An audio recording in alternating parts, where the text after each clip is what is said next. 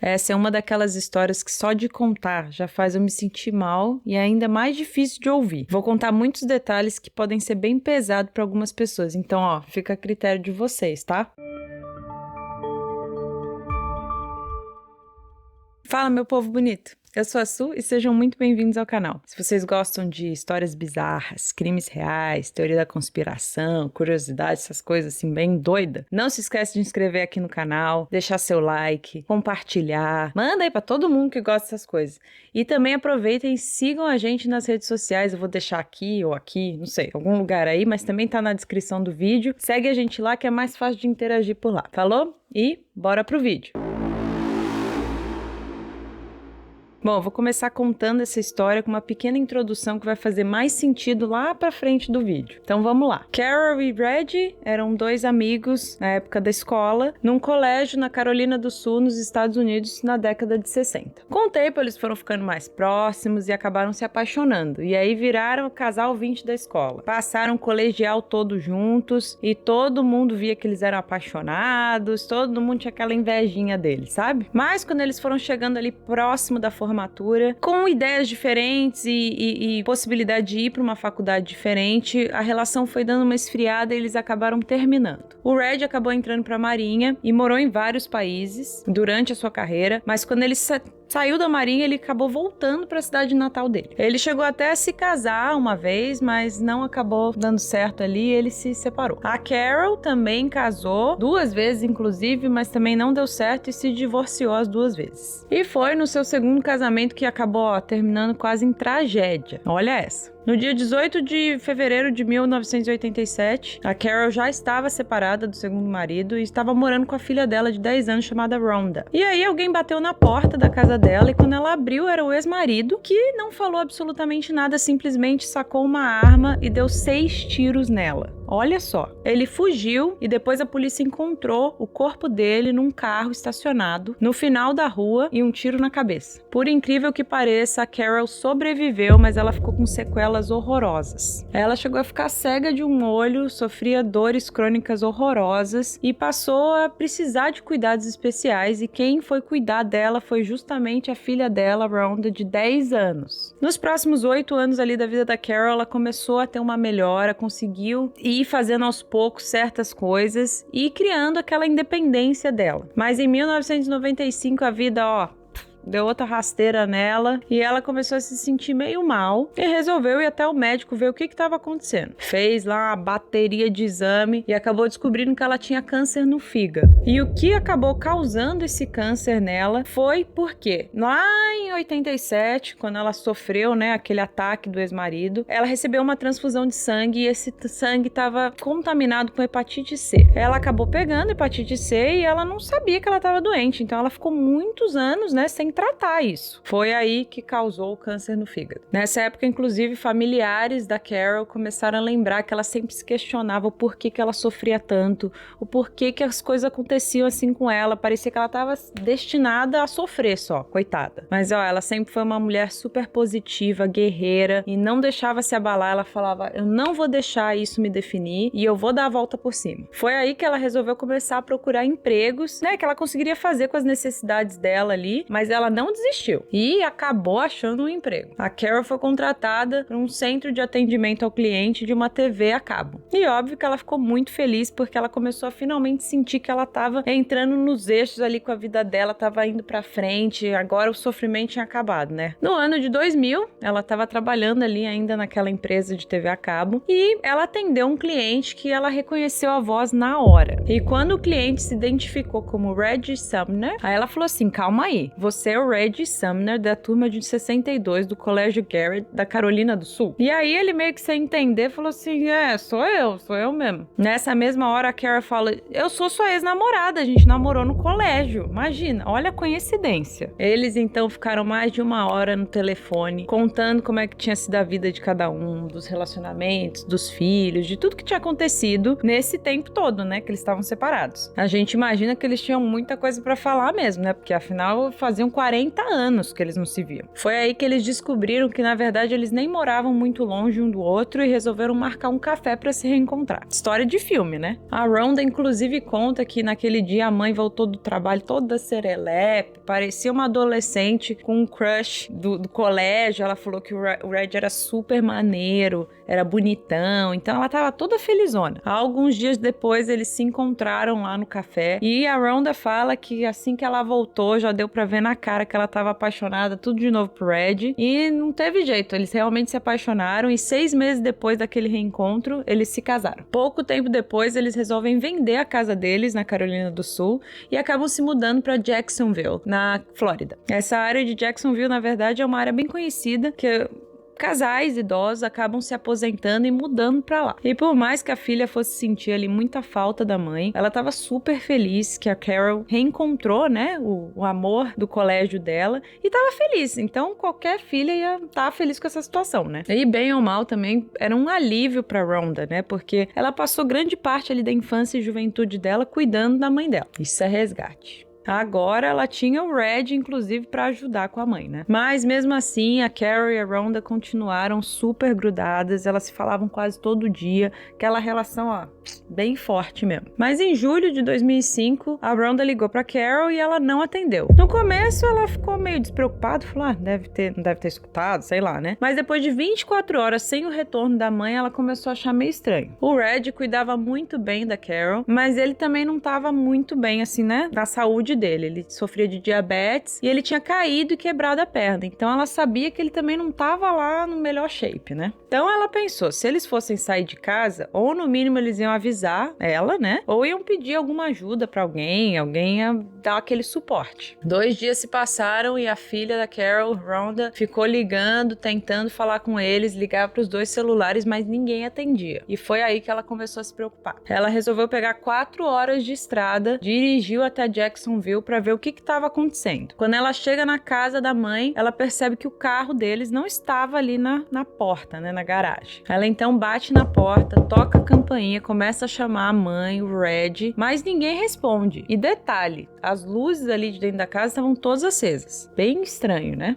Ela então tenta abrir a porta da casa e que, para surpresa dela, a porta estava destrancada. E aí ela foi ficando cada vez mais cabreira. Ela falou, gente, isso tá muito esquisito. Aí ela vai entrando pela casa, vai chamando mãe, Red, e ninguém responde. E nisso vem vindo o cachorro deles, que era o Mike, que eles levavam o cachorro para tudo quanto era lugar. Então ela falou, gente, não é possível que eles saíram de casa e não levaram o Mike. A Rhonda continua andando ali pela casa e ela repara que tinham 2 pratos com comida, né, uma comida velha já, na mesa de jantar. Tinha comida na panela ali no fogão. Ela falou, tá muito esquisito isso. A Carol era uma pessoa super organizada, super doida com limpeza. Ela falou, minha mãe nunca ia deixar comida assim fora, prato na mesa com comida. Ela falou, isso não é característica da minha mãe. E aí bate aquele desespero na Rhonda, porque ela percebe que os 2 celulares estavam ali na casa e os remédios dos 2. A Carol tomava remédio pro câncer e o Red tomava remédio para diabetes. Ela falou, gente, eles nunca sairiam de casa sem esses remédios, porque eles dependem, a vida deles depende desses remédios. E nisso ela se preocupou de verdade. Não teve dúvida. Ela pegou o telefone, ligou para a polícia e falou, eles estão desaparecidos. A mídia local ali rapidamente pegou essa história, começou a divulgar, pedindo para qualquer pessoa que tivesse alguma notícia dos 2 já entrasse em contato ali com a polícia, mas ninguém tinha nada, ninguém tinha uma pista, ninguém tinha uma dica, ninguém sabia de nada. Aquelas coisas, né? Vai vendo. A única coisa que a polícia podia tentar fazer nesse momento era tentar localizar o carro deles, que estava sumido. Eles então espalharam a descrição do carro, qual que era o modelo do carro e a placa, e não demorou muito tempo, eles localizaram o veículo. O carro estava no canto de uma estradinha ali, a mais ou menos 1 hora de Jacksonville. E parecia que o carro tinha sido abandonado mesmo. Os policiais não acharam nada no carro. E ali, a polícia começou a trabalhar na teoria que algo muito ruim pudesse ter acontecido com aquele casal. E essa suspeita ficou ainda maior quando mais mais ou menos umas 5 horas depois deles terem encontrado o carro, uma pessoa ligou pro departamento de polícia de Jacksonville. O homem na outra linha falou que era Reggie Sumner e que a polícia não tinha que se preocupar, que tava tudo bem, eles tinham saído pra dar uma volta e não precisava se preocupar com eles não. Só que a polícia achou isso tudo bem esquisito, porque esse homem tinha uma voz bem assim, parecia um jovem, e não de um senhor de 61 anos, que era a idade do Reggie. E também pelo jeito super blasé da pessoa falar, ai, não foi nada, a gente tá bem, não precisa se preocupar. A polícia falou, isso aí tá com um cara esquisito, né? Eles resolvem perguntar se o tal do Reggie tava com a esposa e ele fala, sim, a Carol tá aqui do meu lado. Aí ele passa o telefone pra esposa, que também não parecia ser a Carol, porque a pessoa, a mulher que falou no telefone, tinha um ar bem assim, ai, não, tá tudo bem, como se fosse uma jovenzinha de 20 anos. Ela falou que eles estavam só passeando e que eles não tinham que se preocupar, que logo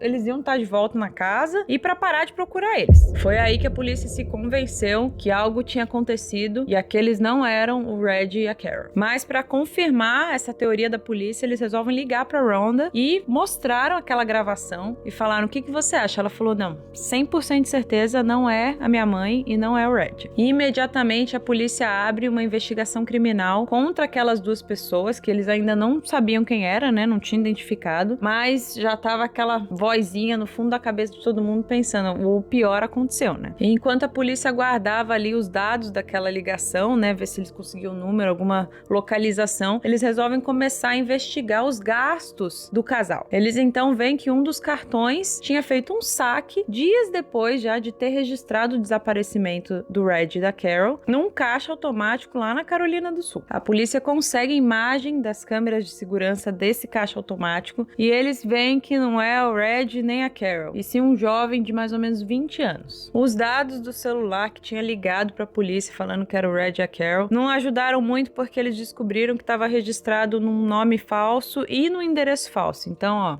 deu em nada. Mas os policiais resolvem checar as ligações anteriores desse número e eles conseguem ver que eles ligaram para uma companhia de aluguel de carros. Eles ligam para essa empresa e confirmam que a pessoa que usou aquele número alugou sim um carro lá. E tava tudo batendo. E eles percebem que o carro estava registrado no nome de uma mulher chamada Tiffany. O gerente da empresa informa para a polícia que todos os carros deles têm GPS e aí a polícia vai atrás, né? Eles conseguem rastrear e localizar o carro que estava estacionado num motel ali na Carolina do Sul. A teoria inicial da polícia é que o casal tivesse sido sequestrado e estava sendo feito de refém ali em um daqueles quartos daquele motel. Então, no dia 14 de julho, 6 dias depois do desaparecimento deles, a polícia monta ali um grupamento especial e parte pro motel para ver qual que era a situação. Quando eles chegam lá, eles vão na recepção e pegam a chave do quarto, né, que tava no nome da Tiffany. Só que quando eles abrem a porta, eles não encontram nem o Reggie e nem a Carol, mas encontram 3 jovens adultos. Tiffany Cole, de 24 anos, e o seu namorado Michael James Jackson, de 23, e o amigo deles também chamado Alan Wade, de 19 anos. Dentro do quarto também tinha um monte de sacola ali espalhada com videogame, computador, perfume, um monte de coisa ali, tudo espalhado. Eles também acham algumas roupas, objetos pessoais do casal e também a chave do carro deles. E aí ninguém tinha dúvida, né? Tava óbvio que aqueles 3 tinham alguma coisa a ver com o sumiço da Carol e do Reggie. Eles são levados para a delegacia e lá na delegacia eles usam a tática de separar os 3, botar em salinha separada de interrogatório para ver quem é que ia, ó,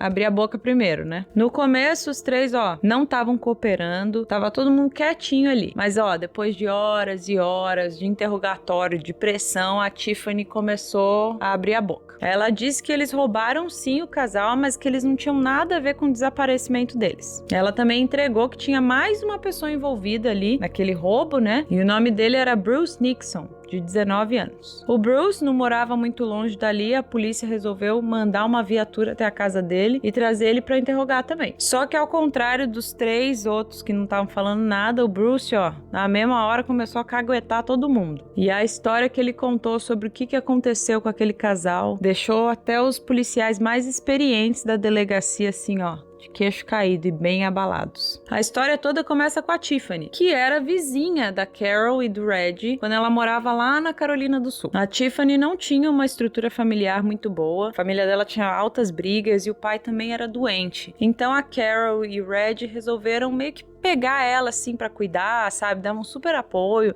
Eles tratavam ela como se fosse filha deles mesmo. Eles davam comida, às vezes dava até dinheiro pra ajudar ela. Era uma relação assim bem bonita de ver, sabe? Em 2001, inclusive, um pouco antes deles se mudarem pra Flórida, eles resolvem vender um dos carros dele pra Tiffany. Mas assim, venderam pra um valor bem significativo só, sabe? Só pra falar que vendeu, não deu, né, o carro. Porque eles sabiam que ela ia precisar de carro. Eles falaram, cara, vamos ajudar ela, né? Olha, coração bom, né? 4 anos depois disso, em 2005, a Tiffany e o namorado Michael foram passar um final de semana em Jacksonville e a casa que eles iam ficar com os amigos, eles acabaram arranjando uma briga horrorosa lá com os amigos e foram expulsos da casa. E aí você imagina, eles em uma cidade diferente, não tinham mais onde ficar e a Tiffany lembrou, cara, o Reggie e a Carol moram aqui, eu vou até lá. Ela sabia o endereço, então ela resolveu ir até lá ver se eles podiam ajudar eles, né? A Tiffany e o Michael foram no meio da noite até a casa do casal, bateram lá na porta. Assim que a Carol viu a Tiffany, ela falou, meu Deus do céu, o que você tá fazendo aqui, menina?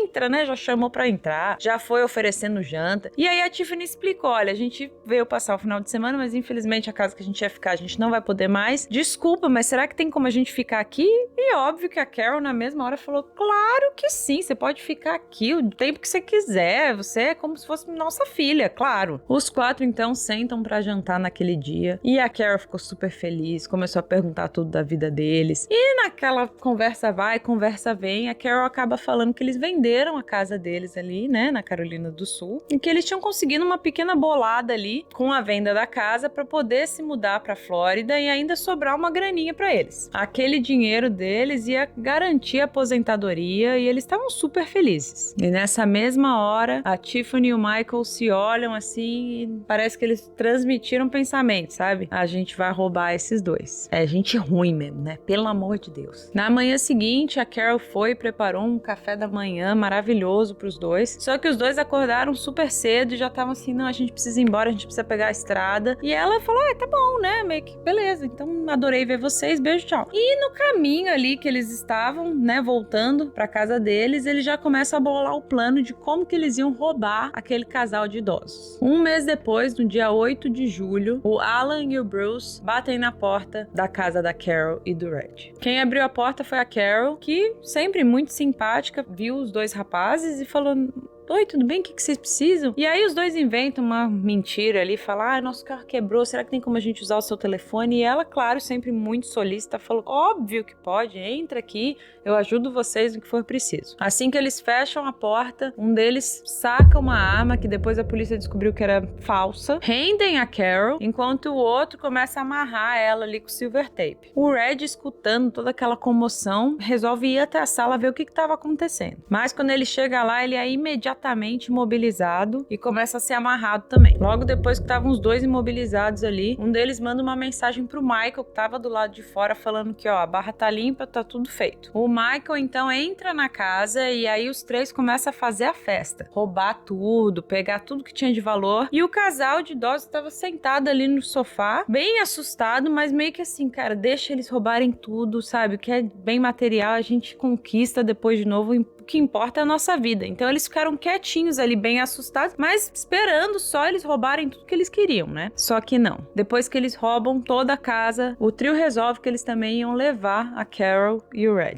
Eles então arrastam a Carol e o Red até o carro deles, que estava do lado de fora, né, estacionado, e botam eles no porta-mala. Nisso, o Bruce sai para buscar o carro alugado, né? E a Tiffany estava dentro do carro. E aí o Michael e o Alan entram no carro do casal e saem ali os dois carros, um seguindo o outro, e resolvem pegar a estrada. Eles dirigem por mais ou menos uns 40 minutos até pegarem uma estradinha ali de acesso no meio do nada. Eles vão dirigindo ali por aquela estradinha por mais alguns minutos até que eles param. E esse local que eles pararam não era completamente aleatório, não. Eles escolheram aquele lugar justamente por ser bem isolado. E 2 dias antes, os 3 tinham ido até aquele local e cavado uma cova para jogar os 2 dentro. Olha que horror! Quando eles abrem ali o porta-mala do carro, os 2 tinham conseguido tirar a silver tape por causa do calor, eles estavam suando muito, a cola da silver tape deve ter descolado, e eles estavam só abraçados e chorando muito, muito desesperados. Você imagina, ai, credo.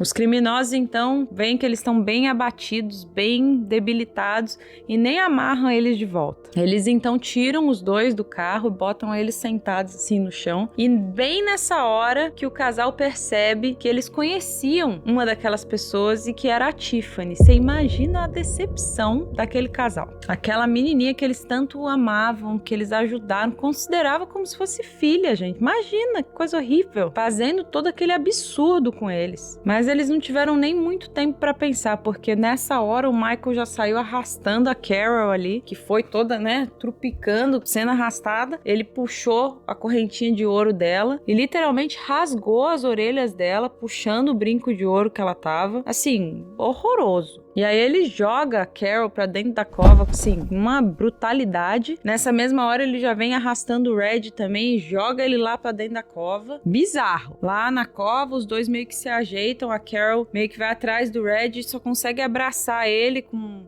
os braços e as pernas e fica abraçadinha com ele assim, chorando, muito. E só rezando, Só rezando pra eles conseguirem sair dessa situação. Eu não consigo nem imaginar o desespero. Ai. Os criminosos falaram que o plano deles, na verdade, era só assustar o casal. Eles iam jogar eles ali na cova e iam começar a falar, passa todas as senhas de banco, tudo de detalhe que vocês tiverem de banco, passa tudo porque a gente vai pegar tudo. E foi exatamente o que aconteceu. Óbvio que os 2 deram todas as senhas, todos os detalhes bancários dele, tudo. O Red, inclusive, falou, pega o que tudo, eu entrego tudo pra vocês, só deixa a gente sair daqui vivo. Mas é aí que vem o lado sádico dessa história toda. Por isso que eu falo que tem gente ruim no mundo mesmo. Apesar do plano deles ter dado certo, eles conseguiram roubar o casal, conseguiram todas as senhas pra tudo, qualquer tipo de dinheiro que eles tinham, eles iam ter acesso. Eles decidiram que aquilo tudo não era suficiente. Eles queriam mesmo era matar aquele casal. E o pior, eles decidem matar eles do jeito mais cruel que se pode imaginar. Eles iam enterrar eles vivos. Olha que horror, gente. Aff, credo. O quarteto levou horas pra encher aquele buraco, assim, ó, uma pá de cada vez. Eles iam jogando terra ali. O Red e a Carol imploravam pra eles, por favor, a gente não vai falar nada, deixa a gente sair daqui. Mas eles não falavam absolutamente nada, eles só iam jogando terra, jogando terra, jogando terra. Depois de um tempão, quando a terra já tava ali, basicamente, aqui só deixando a boca deles pra fora, eles já estavam mal respirando, porque a pressão toda da terra ali no pulmão deles, eles começaram a jogar terra, cobrindo o rosto deles, eles começaram a engasgar, porque a terra foi entrando na boca, entrando no nariz, eles começam a se engasgar, você imagina o desespero. Mais algumas pás ali de terra e eles foram completamente cobertos. Mas embora não desse mais pra ver eles ali embaixo daquela terra, eles conseguiram escutar os 2 tentando gritar, tentando implorar, eles fazendo barulho, você imagina, embaixo da terra eles deviam estar tipo, desesperado, gente. Como é que pode alguém fazer isso? O Michael ia batendo ali com a pá, tentando ajeitar a terra da melhor maneira que ele conseguia e continuava escutando aquele casal morrendo lentamente ali de uma forma horrorosa. Todos escutando os últimos suspiros deles. É muita maldade mesmo, credo. Depois disso, eles levam o carro do casal até o local, que foi encontrado. Os 4 entram no carro alugado e vão direto ali pro caixa automático sacar a maior quantidade de dinheiro que eles conseguiam. E aí foram fazer compras. Essa é a foto da Tiffany, poucas horas depois de ter matado a Tiffany e os outros, de ter matado o casal da maneira mais horrorosa, aquele casal que acolheu ela, que tratou ela como filho. É muito sádica. A autópsia mostra que o casal tinha terra no nariz, na boca, no estômago, no pulmão, comprovando que eles tinham sido sim enterrados vivos. Em troca por ter delatado tudo o que aconteceu para a polícia, entregado o local onde o casal tinha sido enterrado, Bruce Nixon pegou prisão perpétua. No julgamento, a Tiffany até tentou chorar, se fazer de arrependida, falar que na verdade ela não não queria nada daquilo, não tinha planejado matar ninguém, não estava de acordo, mas nada disso colou. E os outros 3 acabaram pegando a sentença de morte. Eles estão até hoje lá no corredor da morte. Mas uma mudança recente ali na lei em relação a execuções de pena de morte na Flórida pode fazer que eles tenham a chance de um novo julgamento. Eu espero que não, né? Pelo amor de Deus. Agora, querem um detalhe assim mais bizarro para finalizar isso tudo? Enquanto aguarda ali no corredor da morte, a Ellen Wade acabou conhecendo uma mulher online. Eles se apaixonaram, a mulher se apaixonou pelo maluco. Eles se casaram e ainda tiveram um filho. Gente, como é que pode isso? Eu não consigo entender. Então é isso, pessoal. Essa foi a história de hoje, assim, bem difícil de entender como alguém pode fazer isso com outro ser humano, mas por isso que tá aqui nesse canal, porque é realmente que mundo é esse, né? E eu já vou pedir de novo, já se inscreveu? Já curtiu? Deixa seu comentário aqui, fala pra gente o que você achou dessa história horrorosa. Tem mais história, tem mais ideia pra gente? Manda. Não esquece. E eu te aguardo pro próximo vídeo. Falou!